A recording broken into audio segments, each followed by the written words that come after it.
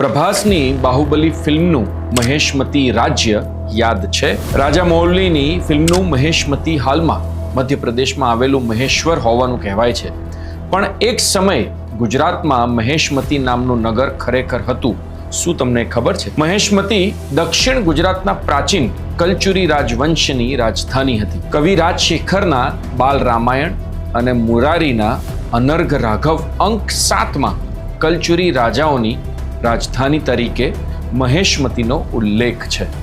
કલચુરી રાજવંશના રાજાઓનું કુલ નામ શરૂઆતમાં કટચુરી લખાતું, પણ કલચુરી વધારે પ્રચલિત થયું. ગુજરાતમાં ઈસવીસન 6ઠી સદીમાં ત્રિકુટકોની સત્તાનો અસ્ત થતા સુરત જિલ્લાના દક્ષિણ ભાગ અને વલસાડ જિલ્લામાં કલચુરી વંશનું આધિપત્ય સ્થપાયું. મહેશમતી રાજધાની ધરાવતા હય્ય જાતિના કલચુરી વંશે દક્ષિણ ગુજરાતમાં લગભગ 75 વર્ષ શાસન કર્યું.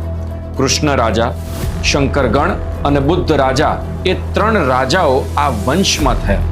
દક્ષિણ ગુજરાતના કલચુરી રાજાઓ પરમ મહેશ્વર હતા, મતલબ કે ભગવાન શિવના પરમ ભક્ત હતા. તેથી જ આ વંશે પછીથી મહેશ્વર વસાયું.